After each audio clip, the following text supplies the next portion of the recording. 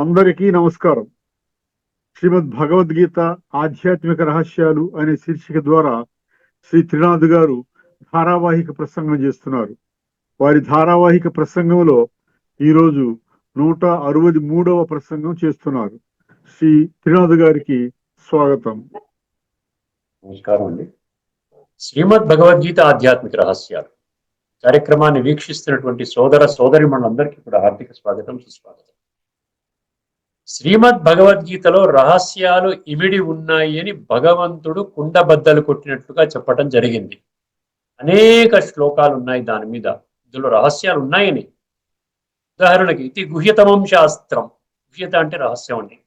రాజవిద్య రాజగుహ్యం ఏమైందండి అంటే అన్ని గుహ్యతలలోకి ఇది రాజు లాంటిది, అంటే హైయెస్ట్.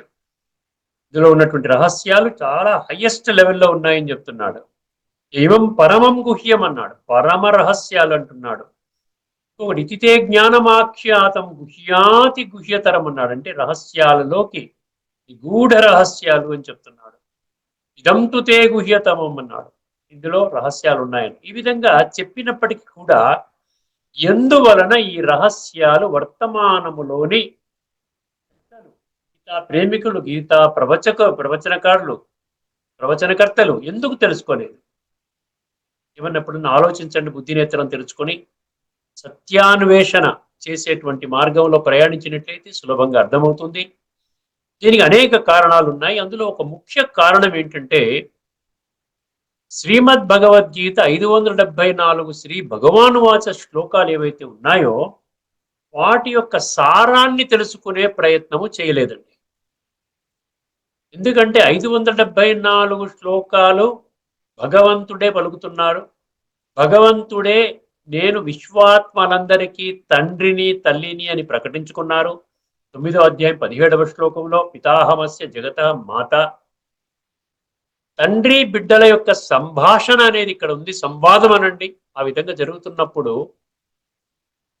కొన్ని శ్లోకాలు మాత్రమే, సెలెక్టెడ్ శ్లోకాలు మాత్రమే తీసుకొని దాని నుండి భిన్నమైనటువంటి కంక్లూజన్స్ డ్రా చేయడం ఎంతవరకు కరెక్ట్ అనేది ప్రతి ఒక్కరు ఆలోచించాలి. ఎక్కడో కొన్ని శ్లోకాలు తీసుకొని భగవంతుడు ఈ విధంగా చెప్పాడు కాబట్టి మనం ఈ విధంగా చేస్తున్నాము అనేది కరెక్ట్ కాదండి. ఎసెన్స్లో ఏం చెప్పారు, మొత్తం ఇన్ని వందల శ్లోకాల ఎసెన్స్లో, సారములో, సారాంశములో, సమ్మరీలో ఏం చెప్పడం జరిగింది అంటే ఏం చెప్పారండి? స్వయాన్ని ఆత్మగా అనుభవం చేసుకోండి, సర్వాత్మల తండ్రి అయినటువంటి పరంపిత పరమాత్మని గుర్తించండి, రాజయోగం అనే ప్రక్రియ ద్వారా సంబంధాన్ని జోడించండి, మనసు బుద్ధి ద్వారా, మన్మనాభవ. ఆ విధంగా జోడించటం ద్వారా ఏమవుతుందండి? ఆత్మలో జన్మ జన్మలుగా చేసినటువంటి వికారాల వలయములో చిక్కుకొని, దేహ భ్రాంతిలో చిక్కుకొని చేసినటువంటి చెడు కర్మల ద్వారా, భ్రష్ట కర్మల ద్వారా ఆత్మ, కుళ్ళిపోయినటువంటి ఆత్మ అంటే తమో ప్రధాన సంస్కారాలతో నిండి ఉన్నటువంటి ఆత్మని కడిగే ప్రక్రియ అన్నమాట భగవద్గీత సారము, సంస్కార పరివర్తన. ఈ యొక్క సారములోకి వచ్చినప్పుడు మాత్రమే అర్థమవుతుంది. సారములోకి రావడానికి ఒకే ఒక్క మార్గం ఏంటంటే భగవద్గీత ఆధ్యాత్మిక గ్రంథము కానీ ధార్మిక గ్రంథము కాదు అన్న నిగూఢ సత్యాన్ని స్పష్టంగా అర్థం చేసుకోవాలి. అర్థమైందండి? అధ్యాత్మ విద్యానాం అన్నాడు 10వ అధ్యాయం 32వ శ్లోకంలో, 2వ మిస్టరీ. అందులో మొత్తం 3 మిస్టరీస్ ఉంటాయి. అధ్యాత్మ విద్యానం భగవంతుడే చెప్పినప్పుడు సర్వ విద్యలలోకి నేను బోధించే విద్య ఆధ్యాత్మిక విద్య. ఆధ్యాత్మిక విద్య అంటే ఆత్మ విద్య, పరమాత్మ విద్య, కాలచక్రం యొక్క విద్య. ఈ విషయాల్ని మనం విడిచిపెట్టడం వలన మనం ఏమైందంటే ఇది ధార్మిక గ్రంథము కానీ కేవలం పఠన పారాయణ శ్రవణ ప్రచార ప్రసారానికి మాత్రమే పరిమితం చేయడం జరిగింది. ఈ కారణంగా భగవంతుడి యొక్క సత్యమైన సందేశాన్ని మనము పొందడంలో మనం వంచితులమైపోయాము, మనకు అర్థం కాలేదు. అందుకనే ఈ విధంగా కేవలము చదవడానికి మాత్రమే పరిమితం చేసుకున్నాం. ఇది ముందు మాటగా మనం చెప్పుకుంటున్న విషయము. ఇప్పుడు గత ఎపిసోడ్లో మొదటి అంశముగా మనం ఒక శ్లోకాన్ని అర్థం చేసుకున్నాం. ఏమంటే అర్థం చేసుకున్నామండి? భగవంతుడు అర్జునుడిని ఆదేశిస్తున్నాడు. ఏమని ఆదేశిస్తున్నాడు? సంస్కార పరివర్తన చేసుకో, విషయ వికారాల వలయం నుండి బయటికి రా. అర్థమైందండి? నీలో ఉన్నటువంటి ఈ తామసిక సంస్కారాలని సాత్వికంగా పరివర్తన చేసుకోకపోయినట్లయితే నీవు నష్టపోతున్నావు. ఘోరాతి ఘోరమైన నష్టాన్ని నీవు చవి చూస్తావు. సంస్కార పరివర్తన చేసుకో. అర్థమైందండి? ఒకవేళ భగవంతుడు ఇచ్చినటువంటి సమయం అనుసారంగా, ఎందుకంటున్నాను అంటే కాలచక్రంలో ఇది ఆఖరి జన్మ అన్నాడు. ఇది ఏ శ్లోకంలో అన్నాడు? 7వ అధ్యాయం 19వ శ్లోకంలో అన్నాడు. బహూనాం జన్మనాం అంతే జ్ఞానవాన్ మాం ప్రపద్యతే అన్నాడు. జ్ఞాని మాత్రమే తెలుసుకుంటాడు. వాసుదేవం సర్వమితి సమహాత్మ సుదుర్లభ అన్నాడు. అటువంటి మహానుభావుడు చాలా కష్టంగా దొరుకుతాడు అంటున్నాడు భగవంతుడు అక్కడ. అర్థమైందండి? సో ఏం చెప్పాడు ఆయన? నువ్వు ఈ సమయం అయిపోయే లోపల నీలో సంస్కార పరివర్తన జరగకపోయినట్లయితే ఆ సంస్కార పరివర్తన నేనే చేస్తాను అన్నాడు. ఏమవుతుందండి? ప్రపంచమే ఆ విధంగా చెడు అంతా తొలగిపోతుంది అన్నాడు. ఏమిటంటే ఆ శ్లోకము 11వ అధ్యాయంలోని 32వ శ్లోకము. అంటే కాలము పరివర్తన చేసే లోపల నిన్ను నీవే నా యొక్క అధ్యక్షతన నేను చెప్పినటువంటి సంపూర్ణ ఆధ్యాత్మిక జ్ఞానం ఆధారంగా పరివర్తన చేసుకో, రాజయోగ మార్గములో పడు, ఆత్మని సంస్కరించుకో అని చెప్తున్నాడు. కాలోస్మి లోకక్షయ ప్రవృద్ధో లోకాన్ సమాహర్తుమిహ ప్రవృత్తః కృతేపి త్వాన్న భవిష్యత్ సర్వే ఏ అవస్థితాః ప్రత్యనీకేషు యోధా.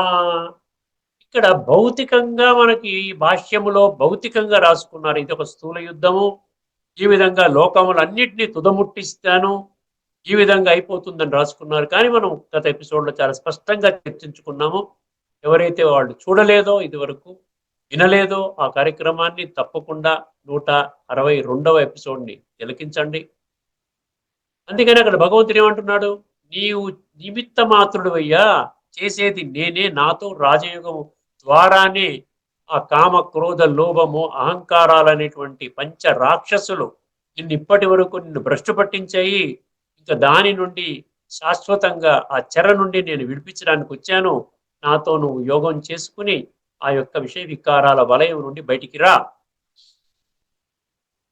వచ్చినా రాకపోయినా మాత్రం కాలానుగుణంగా మాత్రం ఈ ప్రపంచం పరివర్తన జరగబోతున్నది. ఎందుకంటే ఈ చెడు అంతా కూడా మనం భగవద్గీతలో 4వ అధ్యాయంలోని 7, 8లో చెప్పారు చూసారా? అక్కడ ఏమన్నాడు? వినాశాయ దుష్కృతాం అన్నాడు. దుష్కర్మలు చేసేటువంటి వాళ్ళు, ఈ విధంగా దుష్టకర్మలు చేసేటువంటి వాళ్ళందరూ కూడా ఈయన ధర్మ సంస్థాపన కర్తవ్యంలో అవసరము లేదు కాబట్టి వాళ్ళు వినాశనము కాబడతారు. సో ఆ విధంగా కూడా ప్రపంచము పరివర్తన జరుగుతుంది. ఇదే విషయాన్ని కొనసాగిస్తూ ఈ బ్యాక్గ్రౌండ్లో కొంచెం అర్థం చేసుకుంటే తదుపరి శ్లోకము 11వ అధ్యాయంలోని 33వ శ్లోకం అండి. ఇందులో కూడా భగవంతుడు ఏం చెప్తున్నాడు అర్జునుడికి? ఒకవేళ నీవు పరివర్తన చేసుకున్నట్లయితే నీవు రాజ్య భాగ్యాన్ని అనుభవం చేస్తావు. అంటే సత్యయుగములో శ్రేష్టమైనటువంటి జన్మలు నీవు పొందుతావు. అనేక జన్మలు, అరకల్పము సత్య త్రేతాయుగాలలో ఆ విధంగా అనేక జన్మలు నీవు ఆ భోగ భాగ్యాలతో కూడుకున్నటువంటి చక్కటి జన్మని పొందుతావు. అందుకనే భగవంతుడు అంటున్నాడు, నీవు పరివర్తన చేసుకోనాయనా అంటున్నాడు. ఒక్కసారి ఈ బ్యాక్గ్రౌండ్ లో అర్థం చేసుకోండి. తస్మాత్వముత్తిష్ట యశో లభస్వ జిత్వాన్ శత్రున్.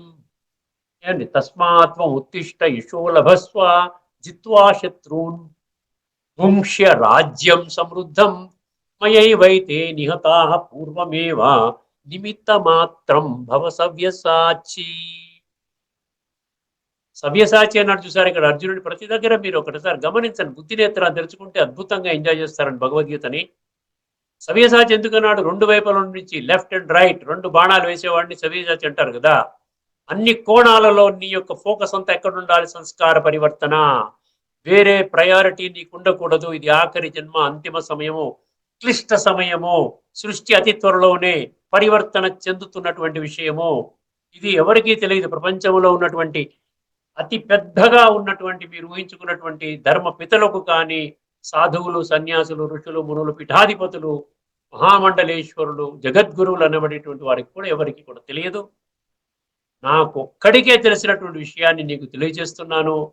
నీవు ఈ యొక్క పరివర్తన యజ్ఞములో భాగస్వామి అయ్యి నాతో యోగము చేసి మనసు బుద్ధి ద్వారా నాతో సంబంధాన్ని జోడించి, ఏమండి, నా నుండి జ్ఞాన ప్రకాశము, జ్ఞాన అగ్నిలో, యోగ అగ్నిలో నీలో ఉన్నటువంటి విషయ వికారాలను భస్మం చేసి ఇప్పుడు తమో ప్రధానంగా ఉన్న సంస్కారాలని సతో ప్రధానంగా నీవు చేసుకో. ఇదే కర్తవ్యాన్ని అత్యంత ప్రాధాన్యత ఇచ్చి చెయ్యి నాయనా అని చెప్తున్నాడు.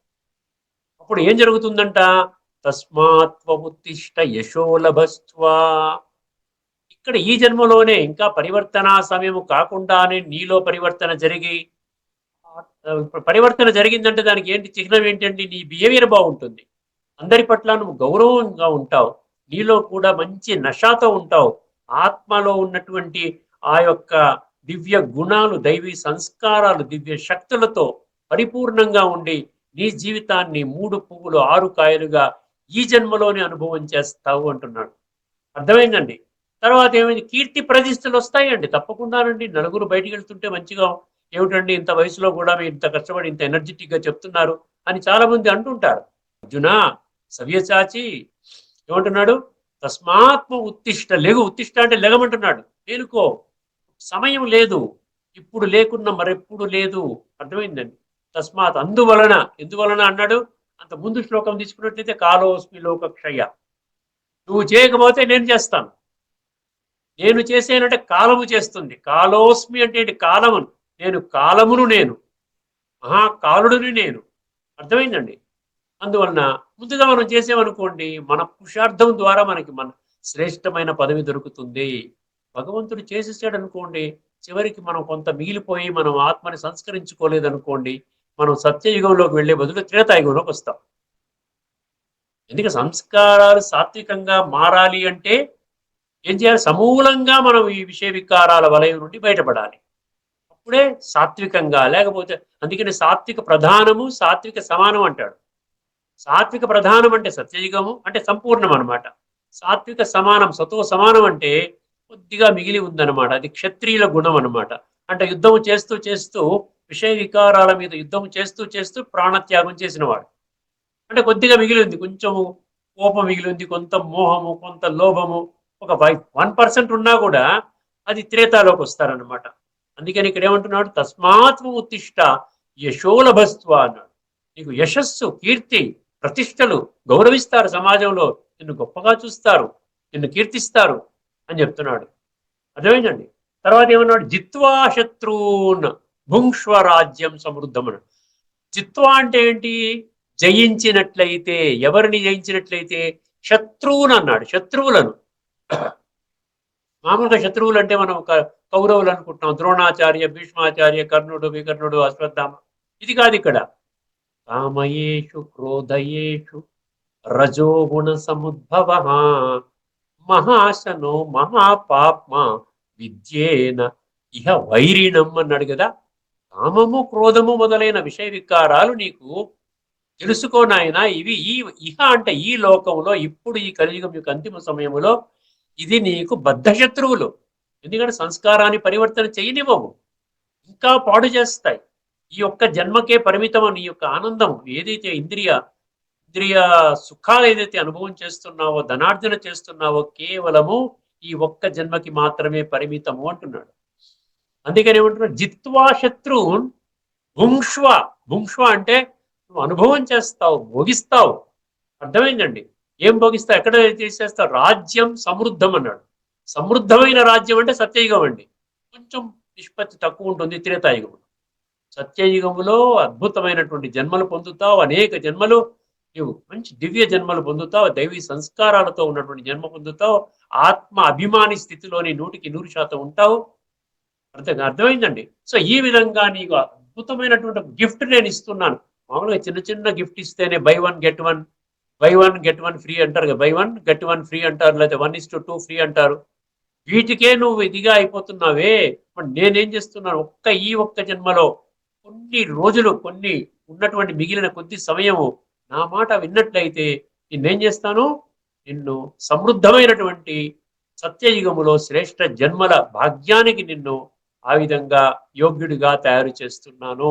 జిత్వా శత్రువున్ భుంక్ష్వ రాజ్యం సమృద్ధం. తర్వాత ఏమన్నాడు? మూడో పంక్తి అన్నాడు, మయైవైతే నిహతా పూర్వమేవా. ఇక్కడ ఏమంటున్నాడు?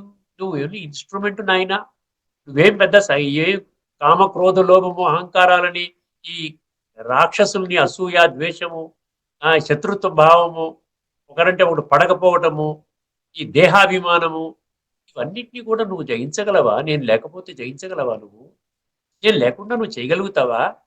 నేనే చేయిస్తున్నాను, నాకు శరీరం లేదు, నీ ద్వారా చేయిస్తున్నాను, నీకు శక్తినిస్తున్నాను, నీకు పవిత్రత గుణాన్ని ఇస్తున్నాను, దివ్య గుణాలు నీలో చేరుస్తున్నాను. ఆత్మలో ఇప్పటికే 26 దివ్య గుణాలు నేను పదిలపరిచాను. దానిని నేను ఏమన్నాడు? మేల్కొల్పుతున్నాను.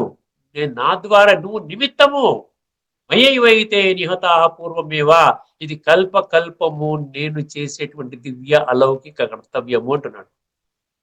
సత్యత్రేత ద్వాపర కలి ఒక కల్పం అండి. తర్వాత సంగమ యుగం వస్తుంది. ఇది ఇప్పుడు నడుస్తున్నటువంటి యుగము. దీన్ని ఏంటి? సంధి యుగము, సంగమ యుగము, ఆత్మల పరమాత్మ కలయిక యుగము. మళ్ళీ సత్యయుగము, త్రేతాయుగము, ద్వాపర యుగం. అంటే సత్యయుగంలో భగవంతుడు హయ్యెస్ట్ లెవెల్లో తీసుకుని వెళ్ళి మనం విడిచిపెట్టేస్తాడు. తర్వాత మెల్లిమెల్లిగా వస్త్రాలు మార్చుకుంటూ 2 యుగాలు బాగానే ఉంటాము. స్వర్గం అన్నారు, దాన్ని బ్రహ్మ పగలు అన్నారు. తర్వాత మెల్లిగా ఏం చేస్తున్నాం? మళ్ళీ విషయ వికారంలోకి దేహాభిమానం వచ్చేసి ద్వాపర యుగం నుండి మళ్ళీ చేయటం మొదలుపెట్టాం తప్పుడు పనులు. అందుకనే భయం ఏర్పడింది, భయం నుండి భక్తి ఏర్పడింది. అందుకనే ద్వాపర యుగం నుండి భక్తి ప్రారంభమైంది. మళ్ళీ కలియుగంలో వచ్చినప్పుడు చిట్టి పూర్తిగా దిగజారిపోతావు. మళ్ళీ నేను వస్తాను, నేను మళ్ళీ శక్తినిచ్చి ఈ రాజయోగమైన ప్రక్రియ ద్వారా నిన్ను బాగు చేసి చక్కటి జీవితాన్ని ప్రసాదిస్తాను. అంటే నేనే చేస్తున్నాను అన్ని కూడా, నువ్వు కేవలం నిమిత్తము అంటున్నాడు. ఏమన్నాడు? మయైవైతే నిహతా పూర్వమేవా. చివరికి ఏమన్నాడు? నిమిత్త మాత్రం భవ సవ్యసాచి. నిమిత్త మాత్రం, ఆ మాత్రం కూడా చేయలేవా? నేను చేస్తాను, నువ్వు ముందు, నేను బ్యాక్ బోన్ గా నేను ఉన్నాను, నువ్వు ముందు ఉండవయ్యా, ముందు యుద్ధం చెయ్యి. ఈ యొక్క తప్పుడు ఆలోచనలు పెట్టుకోకుండా, చెడు కర్మలు చేయకుండా, లోభగుణం లేకుండా, మోహగుణం లేకుండా, అహంకారం లేకుండా నువ్వు ఆ విధంగా కొంచెం నేను శక్తిని ఇస్తాను, ఆ శక్తి తీసుకొని నిలబడు నాయనా. ఇదే యుద్ధం అంటున్నాడు. ఆధ్యాత్మికంగా యుద్ధం అంటే ఇదనమాట. అర్థమైందండి? తస్మాత్వముత్తిష్ట యశోలభస్వ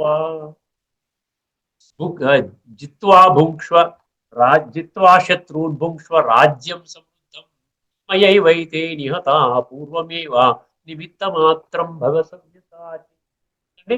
సో ఈ విధంగా భగవంతుడు, నేను సంపూర్ణంగా నీ తోడుంటాను, నువ్వు నాతో సహకరించు, నీ జీవితాన్ని సమూలంగా మారుస్తాను, నిన్ను స్వర్గంలోకి పంపిస్తాను, నేను స్వర్గంలోకి రాను. చూసారా? భగవంతుడు స్వర్గంలోకి రాడు, మన గురించి ఆయన తపన పడుతూ ఈ రాజయోగం అనే ప్రక్రియ ద్వారా మనని హయ్యెస్ట్ లెవెల్కి తీసుకొని వెళ్తున్నారు. అయ్యైవైతే నిహతా పూర్వమేవ నిమిత్త మాత్రం భవ సవ్యసాచి. ఇప్పుడు ఒక్కసారి భాష్యం ప్రకారంగా ఏమి రాసుకున్నారో ఒకసారి చూద్దామండి. శ్రీ భగవానుడు పలికెను. నేను, అది అయిపోయింది, నిన్న చెప్పుకున్నాం కదండి. ఓకే. కనుక, తస్మాత్ అంటే దేర్ ఫోర్ అంటాం కదా. కనుక ఓ సవ్యసాచి, సవ్యసాచి అంటే నలువైపుల నుంచి యుద్ధం చేయవయ్యా, ఏ కోణం నుంచి కూడా నువ్వు ఆపొద్దు. విషయ వికారాల వలయం, ఆ కోణం నుంచి బయటకు వచ్చేసే, నువ్వు దివ్య గుణాలు, దివ్య శక్తుల కోణంలోకి వచ్చేసే అంటున్నాడు. ఓ సవ్యసాచి, లెమ్ము, కీర్తిగాంచుము, శత్రువులను జయించి సర్వ సంపదలతో తులతూగు రాజ్యమును అనుభవింపుము. సర్వ సంపదలు అంటే సత్యయుగం గుర్తుపెట్టుకోవాలి. వీరందరూ నా చేత మునుపే హతులైన వారు. ఈ విషయ వికారాలన్నీ కూడా నేను ఆ విధంగా ఇప్పటికే నేను తుదముట్టించాను. నాతోని నా ద్వారా హతులైన వారు, నీవు నిమిత్త మాత్రుడవు కమ్ము అన్నాడు. అర్థమైందండి? ఇది మొదటి అంశముగా మనం తీసుకున్నాం. రెండో అంశముగా మనం ముఖ్యమైనటువంటి విషయం ఏంటంటే, ఒక్క భగవంతుడే మనని ఏ విధంగా తయారు చేస్తున్నాడండి? స్థితప్రజ్ఞుడిగా తయారు చేస్తున్నాడు. అదే అనమాట. ఒక భగవంతుడు ఇప్పటికి ఎవరు చేయలేదు కదా. ఎవరు చేశారా? మనం ఇంతమంది 33 కోట్ల దేవీ దేవతల్ని పూజా పునస్కారాలు చేసుకుంటూ వచ్చాము, యజ్ఞాలు చేసాం, యాగాలు చేసాం, దాన పుణ్యాలు చేసాము, తీర్థయాత్రకు వెళ్ళాము, ధార్మిక గ్రంథాల పఠన పారాయణ శ్రవణం చేసాము, విశిష్ట వ్యక్తుల యొక్క ప్రవచనాలు విన్నాము, ఎన్నో గొప్ప పనులు చేసుకుంటూ వస్తున్నామండి. లక్షల కోట్ల మంది చేస్తున్నారు. అయినా స్థిత ప్రజ్ఞత అనేది కేవలం చదువుకోవడానికే పరిమితం అయ్యింది. కానీ స్థితప్రజ్ఞుడుగా అవ్వండి అవ్వండి అంటున్నారు కానీ ఏ విధంగా స్థితప్రజ్ఞుడుగా భగవంతుడు తయారు చేస్తున్నాడో ఇప్పటి వరకు ఈ భూమండలం మీద ఉన్నటువంటి ఏ దేహదారులు చెప్పడం జరగలేదు. ఈ విషయాన్ని గుర్తుపెట్టుకో.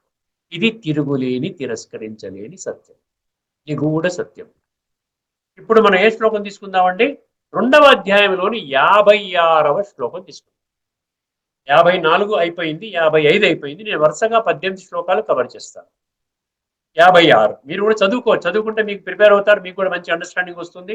ముందుగానే చెప్పేస్తున్నాను, అప్పుడు 72వ శ్లోకం వరకు అవుతుంది. మేబీ 5, 6, 7, 8, 8 ఎపిసోడ్స్ అవ్వచ్చు. ఇప్పుడు 2వ అధ్యాయంలోని 56వ శ్లోకం వినండి. స్థితప్రజ్ఞుడి యొక్క లక్షణాలు ఏంటి అని అడిగాడు కదా అర్జునుడు, దానికి ఆన్సర్ అన్నమాట. దుఃఖేష్వనుద్విగ్నమనాః సుఖేషు విగత స్పృహః వీతరాగ భయ క్రోధః స్థితధీర్మునిరుచ్యతే. ఇది శ్లోకం అంటే. దుఃఖేష్వనుద్విగ్నమనాః అన్నాడు. దుఃఖం అనేది కలుగుతుందండి కలియుగం యొక్క అంతిమ సమయంలో. ప్రపంచంలో ఏ ఒక్క వ్యక్తి కూడా లేడు నేను దుఃఖాన్ని జయించాను, సదా సుఖంగా ఉంటాను అనేబడేటువంటి ఒక మనిషి ఈ ప్రపంచంలో లేడు. ఎంత ఏ కోణంలో విశిష్టులైనా కూడా వారికి కూడా ఎక్కడో ఏదో ఒక కారణంగా ఒక దుఃఖపూరితమైన కష్టం కలిగించే విధంగా ఆ సన్నివేశం వస్తుంది, పరిస్థితులు వస్తాయి. భగవాను వాచ, నేను చెప్పడం లేదు. దుఃఖేష్వనుద్విగ్నమనాః అంటే దుఃఖానికి అనుద్విగ్నమనాః అంటే కృంగిపోడంట. వచ్చినా కూడా స్టేబుల్ గా ఉంటాడంట స్థితప్రజ్ఞుడు. దుఃఖం అనేది రావడం సహజమన్న జ్ఞానం ఉన్నది.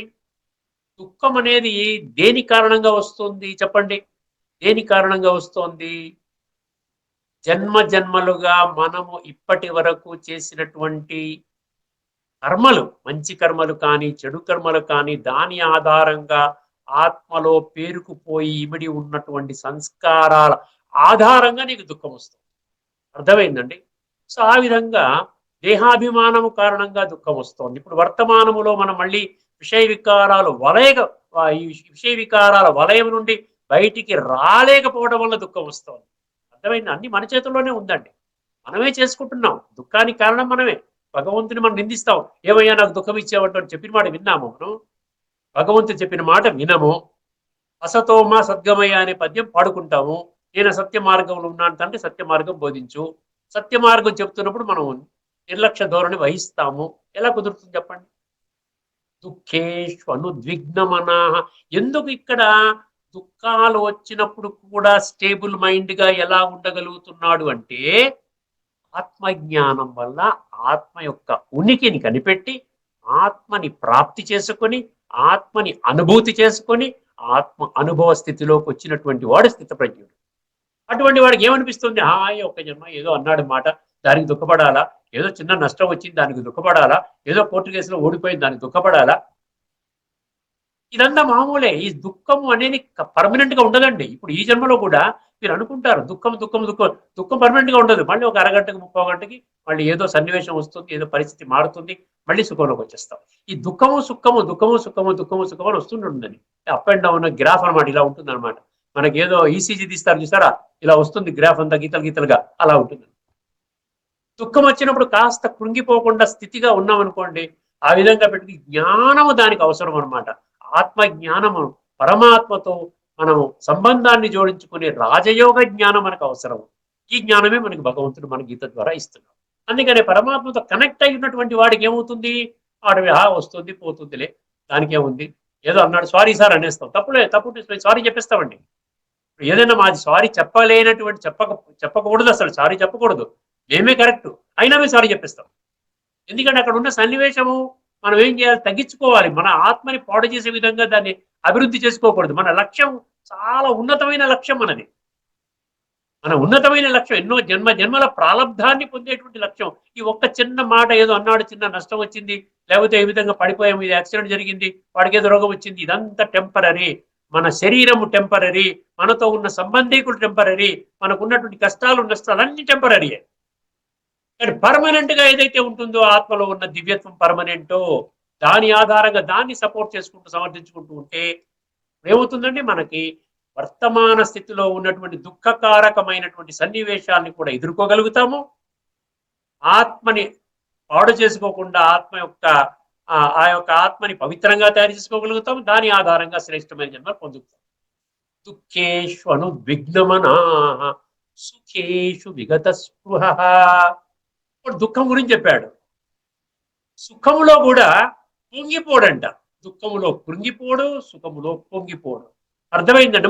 నేను నాకు ఫలానా ఏదో లాటరీ టికెట్ వచ్చిన వాడు 5 లక్షలు 10 లక్షలు లాటరీ టికెట్ వస్తే ఎగురుతారు చూసారా. నాకు ఫలానా సక్సెస్ వచ్చింది, ఫలానా కాంట్రాక్ట్ వచ్చింది, ఫలానా వ్యాపారంలో ఉన్నట్టుండి ఈ రోజున ఒక ₹1,00,000 ప్రాఫిట్ వచ్చేసింది, లేకపోతే మా అబ్బాయికి ఎక్కడో సీట్ వచ్చింది, మా అమ్మాయికి పెళ్లి సంబంధం కుదిరింది. అన్ని కూడా ప్రాసెస్ అంతా కూడా ఒక యోగి యొక్క ఆలోచన ఎట్లా ఉంటుంది, ఇదంతా కూడా టెంపరరీ. మంచి జరిగినా టెంపరరీ, చెడు జరిగినా టెంపరరీ, కష్టం వచ్చినా టెంపరరీ, సుఖం వచ్చినా టెంపరరీ. అందుకని ఏం చేస్తాడు అక్కడ ఏమన్నాడు, సుఖేషు విగత స్పృహ. విగత అంటే లేకుండా, స్పృహ అంటే దాని మీద లాంగింగ్ అనమాట.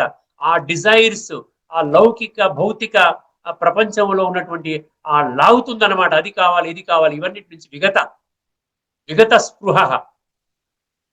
అటువంటి వాడికి వీత రాగ భయ క్రోధ అన్నాడు. వీత అంటే తొలగిపోతాయంట. ఏంటి? రాగము, భయము, క్రోధము. రాగం అంటే ఏంటి, భయం అంటే ఏంటి, క్రోధం ఏంటి? ఒక్క నిమిషం డిస్కస్ చేద్దాం. రాగము అంటే ఏంటంటే భౌతిక విషయాల మీద రాగము, దేహము మీద రాగం అంటే దేహాభిమానము, దైహికంగా సుఖాలు అనుభవించేయాలంటే రాగము, డిజైర్స్.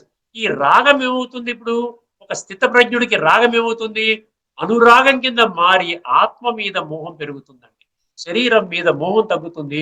అటాచ్మెంట్ ఎక్కడ పెరుగుతుంది, ఇక్కడ డిటాచ్మెంట్, శరీరంతో డిటాచ్మెంట్, ఆత్మతో అటాచ్మెంట్ అన్నమాట. అది అందుకనే ఈ దేహభ్రాంతి తొలగిపోతుంది అన్నమాట. వీత రాగ. దాని నుండి ఏమవుతుందంటే ఎప్పుడైతే ఆత్మిక స్థితిలో మనం ఉంటామో ఆత్మలో భగవంతుడు బద్దలపరిచినటువంటి దివ్య గుణాలు మనకు అనుభవంలోకి వస్తాయి. ఏమండి, మనకి 26 దివ్య గుణాలు చెప్పుకున్నాం చూసారు, అవన్నీ అనుభవంలోకి వస్తాయి. దివ్య శక్తులు అనుభవంలోకి వస్తాయి. వచ్చినప్పుడు ఏమవుతుంది, మనకి మామూలుగా అయితే ఎక్కడైనా ఏదైనా పని జరగకపోతే భయం వేస్తుంది. అర్థమైందండి. ఎక్కడైనా ఏదైనా అటు ఇటు జరిగిందంటే భయం వేస్తుంది. ఇక్కడ భయం ఉండదు, నిశ్చింతగా ఉంటాం. ఎందుకంటే భగవంతుడి యొక్క గొడుగు నీడలో మనం ఉన్నాము. పరమాత్మని చాలా తీవ్రమైన విషయంగా మనం భావిస్తామండి. భగవంతుడిని తేలికగా తీసుకుని ఏదో నమ్మకానికి మాత్రం పరిమితం చేసుకోవడం కాదనమాట. రాజయోగి లక్షణం పరమాత్మ యొక్క ఉనికిని కనిపెడతాడు. పరమాత్మతో యోగం చేసి పరమాత్మని శక్తులు కూడా తీసుకుంటాడు. కాబట్టి భయం అనేది ఉండదు. వీత రాగ భయ క్రోధం అనేది ఏముందండి, క్రోధం అనేది ఏంటంటే మనకి నచ్చని విధంగా ఎదుటివాడు మాట్లాడినా, వాడు ఏదైనా చేసినా, కర్మ చేసినా మనం కోపం ప్రదర్శిస్తాం. ఇప్పుడు ఇదంతా సన్నివేశం అంతా టెంపరీ అనేది నరాల్లో నాటుకున్నప్పుడు ఆత్మ అవినాశి, ఆత్మ వజ్రము. ఇది కేవలం పెట్టి మాత్రమే, ఇది కేవలం క్షేత్రం అంటే పొలము మాత్రమే, ఇది ఒక వస్త్రం మాత్రమే, ఇది టెంపరీ, ఎప్పుడు వెళ్ళిపోతుందో ఏమో తెలియదు. నేను పర్మనెంట్ గా ఉన్నటువంటి వజ్రాన్ని సానబెట్టుకునే పనిలో ఉన్నాను. నేను ఎట్టి పరిస్థితిలో క్రోధము చెయ్యను. వీత రాగ భయ క్రోధ. అటువంటి వాడు స్థితధీర్ మునిరుచ్యతే. సో స్థిత ప్రజ్ఞుడి యొక్క ముఖ్యమైన లక్షణము అని చెప్తున్నాడు. ఇప్పుడు భగవద్గీతలో ఆ శ్లోకం గురించి ఏమిచ్చాడో ఒక్కసారి గమనించి, ఈ యొక్క ఎపిసోడ్ యొక్క సమయం అయిపోయింది కాబట్టి మనం ముగించుకొని తదుపరి ఎపిసోడ్ లో మరొక అద్భుతమైనటువంటి మరో 1 గాని 2 గాని శ్లోకాల ఆధారంగా మీ ముందుకు మళ్ళీ వస్తానండి. ఇది ఎందుకంటే ఇది భగవద్గీతలో ఎందుకు చెప్తున్నానంటే మీకు చెప్పాను కదండి, ఇందులో ఎక్కడైనా ఏదైనా భాష్యం ప్రకారంగా అక్యురేట్ కాదు కాబట్టి దాంట్లో కూడా కొంచెం యాక్యురసీ తీసుకోవడానికి ప్రయత్నం అనమాట. 2వ అధ్యాయం దుఃఖేషు అనుద్విగ్నమన. ఓకే. దుఃఖములకు కృంగిపోని వాడును, సుఖములకు పొంగిపోని వాడును, ఆసక్తిని అంటే ఇక్కడ ఏమన్నాడు, ఆసక్తి అంటే వీత రాగ అన్నాడు కదా, ఆసక్తి అంటే దేహాభిమానం. ఆసక్తిని భయక్రోధములను వీడిన వాడును అయినట్టి మననశీలుడు. అర్థమైందండి. అక్కడ ముని ఆ పదం చెప్పలేదు కదా. ముని అంటే ఏంటంటే, ముని అంటే మౌని, అంటే సైలెన్స్ లోకి వెళ్ళి, ఆత్మ యొక్క భాష సైలెన్స్ కదండి. ఆత్మ ఇండిపెండెంట్ గా సైలెన్సే కదా. శరీరం వచ్చిన తర్వాత ఈ సౌండ్ వస్తోంది.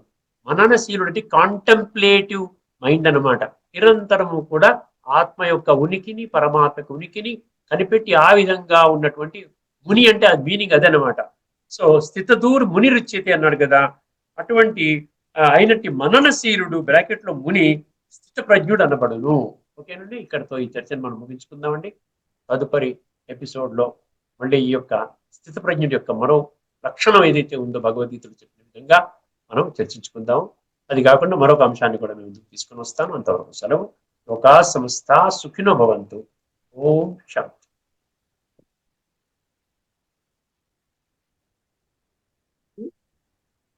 శ్రీమద్ భగవద్గీత ఆధ్యాత్మిక రహస్యాలు శీర్షిక ద్వారా శ్రీ త్రినాథ్ గారు స్థిత ప్రజ్ఞత్వము, స్థిత ప్రజ్ఞ తత్వము, స్థిత ప్రజ్ఞ తత్వంలోని తాత్విక రహస్యాలను కొన్నిటిని చర్చించారు. వారికి ధన్యవాదాలు.